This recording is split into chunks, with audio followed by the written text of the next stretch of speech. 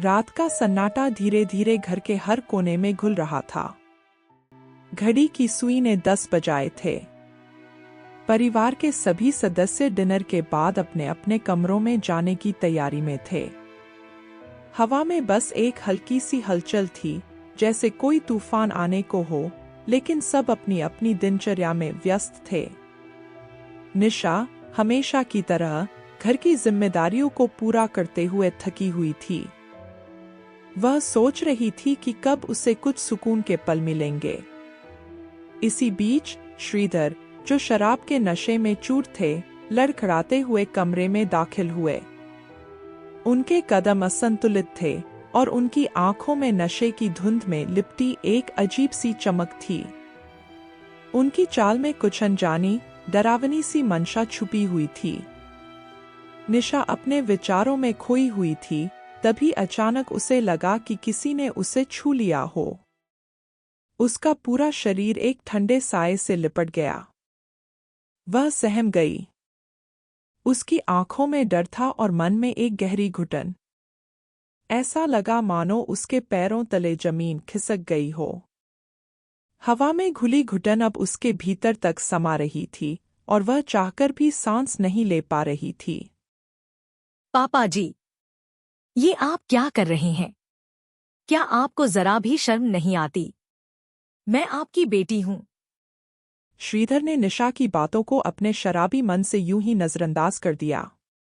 उनकी जुबान लड़खड़ा रही थी, आंखों में नशे की धुंध और चेहरे पर बेपरवाही की एक अजीब सी हंसी थी, जैसे इस हरकत को वह एक साधारण बात मान रहा हो। अरे ये तो बस प्यार है। इसमें इतना घबराने वाली क्या बात है? हंसी मजाक में क्या गलत है? निशा के मन में क्रोध और बेबसी का सैलाब उमड़ पड़ा। उसका आत्मसम्मान गहरी चोट से आहत हुआ था और अब चुप रहना उसके लिए संभव नहीं था। वह जानती थी कि इस घर में औरतों की आवाज को हमेशा दबा दिया जाता है, जैसे उनकी इच्छाएं और उनके दर्द मायने ही न रखते हों। लेकिन आज उसका मन चीख उठा था, अब और नहीं। रोहन, जो उसका पति था, पूरे दृश्य का मूक दर्शक बना हुआ था। वह देख रहा था, पर कुछ करने का साहस उसमें नहीं था। बचपन से ही पिता के सामने उसका खड़ा होना मुमकिन नहीं हुआ था, और आज भी वह उसी बंधन में कैद था। जैसे ही निशा ने विरोध किया, वह घबराते हुए उसकी तरफ बढ़ा, मानो उसकी आवाज को दबाने के लिए मजबूर हो। निशा, प्लीज चुप हो जाओ। यह बात आगे बढ़ाने से क्या फायदा? रात गई, बात गई। भूल जाओ। चलो अपने कमरे में चलते हैं। निशा की आंखों में आंसू भर आए। जिस व्यक्ति के साथ उसने अपने जीवन का हर सपना बांधा था, आज वही उसकी सबसे बड़ी लड़ाई में उसके साथ खड़ा होने से पीछे हट रहा था। उसका दिल एक गहरे घाव से भर उठा। क्या उसकी इज्जत की कोई कीमत नहीं थी? क्या उसके दर्द का कोई मोल नहीं था? उसने अपने आंसू पोंछे और भीतर उठ रहे संकल्प के साथ रोहन की ओर देखा। उसकी आवाज में बेबसी नहीं, बल्कि एक मजबूत इरादा था, जैसे अपने अस्तित्व की रक्षा के लिए खड़ी हो गई हो। रोहन, अगर तुम्हारे लिए मेरी इज्जत की कोई कीमत नहीं है, तो याद रखना, मेरे लिए मेरे आत्मसम्मान से बढ़कर कुछ नहीं। आज तुमने मेरा साथ नहीं दिया, लेकिन मैं खुद का साथ नहीं छोड़ सकती। अब तुम्हारी चुप्पी मेरे लिए हर रिश्ते से भारी है। शोर सुनकर सास भी इस बीच वही आ गई। उन्होंने देखा कि घर का माहौल कितना तनावपूर्ण हो गया था, लेकिन उनके मन में यह था कि बात ज्यादा न बढ़े और परिवार की इज्जत बरकरार रहे। बेटी, पापा से गलती हो गई, वो होश में नहीं है। तमाशा मत बनाओ। घर की इज्जत का ख्याल रखो। चुप हो जाओ और इस बात को यही भूल जाओ। लेकिन निशा जानती थी कि यह गलती नहीं, बल्कि उसके अस्तित्व और इज्जत पर एक हमला था। वह खुद को कमजोर साबित नहीं होने देना चाहती थी। उसके मन में एक अटल विश्वास था कि उसके पिता और भाई उसकी इज्जत की रक्षा के लिए हमेशा खड़े रहेंगे। वह अपने पिता की लाडली थी और उसने ठान लिया था कि अब और अपमान सहन नहीं करेगी।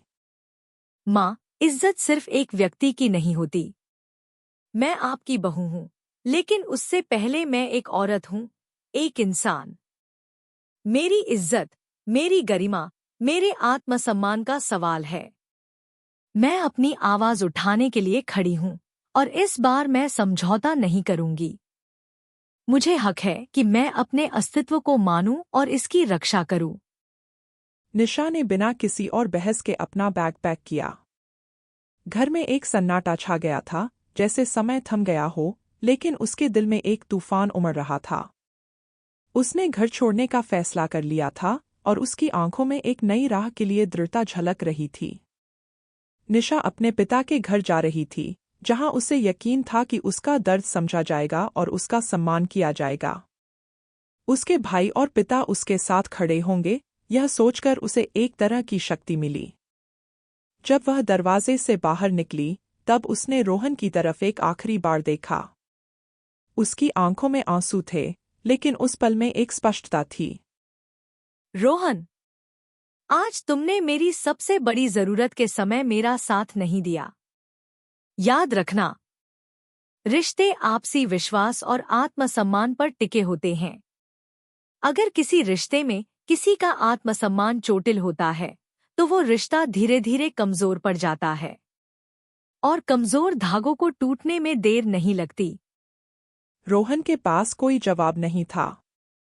रोहन वहीं खड़ा रहा, मानो किसी बंधन में जकड़ा हुआ हो, लेकिन उसकी आंखों में यह स्पष्ट था कि वह अपनी पत्नी के साथ खड़े न हो पाने का गहरा अफसोस महसूस कर रहा था। निशा के जाने के बाद कमरे में एक सन्नाटा छा गया, जैसे सब कुछ ठहर सा गया हो। चारों ओर की दीवारें भी मानो उसकी स्थिति की गंभीरता को महसूस कर रही थीं। यह एक ऐसा पल था जब शब्दों की जरूरत नहीं थी, बल्कि चुप्पी ने सब कुछ बयां कर दिया था।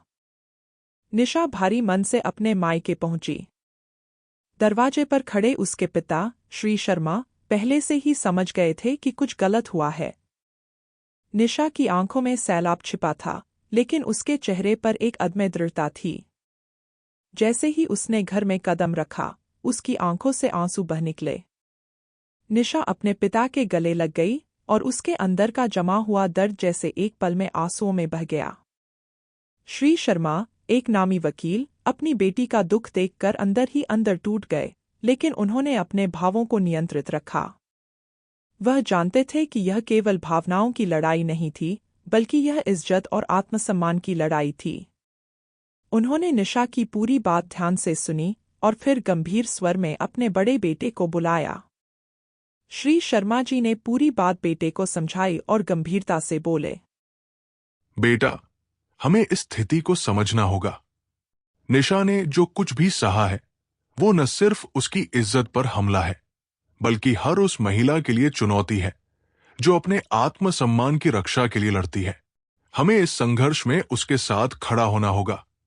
निशा के बड़े भाई की आंखों में क्रोध और संकल्प की आग जल उठी। वह अपनी बहन के साथ खड़े होने को तत्पर था और उसने एक दृढ़ निश्चय के साथ वादा किया कि वह इस लड़ाई में उसका सबसे बड़ा सहारा बनेगा। निशा बहन, तुमने जो सहा है वह असहनीय है। मैं तुम्हारे साथ हूं। यह हमारी लड़ाई है और हम इसे लड़ेंगे। हम न्याय के लिए खड़े होंगे और जो भी हमें रोकने की कोशिश करेगा, उसे इसका खामियाजा भुगतना पड़ेगा। निशा की मां, जो अब तक आंसू रोक रही थी, आखिरकार अपने पति के पास आई और धीरे से अपनी बेटी को समझाने लगी। उनके चेहरे पर चिंता और प्रेम का मिलाजुला भाव था। उनकी आवाज में एक मां का स्नेह और दर्द दोनों था। बेटा, ये वक्त कितना कठिन है, मैं जानती हूँ। लेकिन याद रखना, तुम अकेली नहीं हो। हम सब तुम्हारे साथ हैं। ये लड़ाई तुम्हारी है, लेकिन इसका असर हम सभी पर पड़ेगा। तुमने जो किया, वो तुम्हारे आत्मसम्मान के लिए जरूरी था। मैं चाहती हूँ कि तुम अपने हौसले को न छोड़ो। निशा की आंखों में उलझन और दर्द साफ झलक रहा था। उसने अपने मन में सवाल किया, क्या मैंने सही किया? क्या मुझे अपने बेटे और अपनी जिंदगी के लिए ये लड़ाई लड़नी चाहिए थी? उसे यह समझ में आ गया था कि अब इस रिश्ते को बचाने का कोई फायदा नहीं था। उसके आत्मसम्मान पर जो चोट लगी थी, वह किसी भी समझौते से ठीक नहीं हो सकती थी।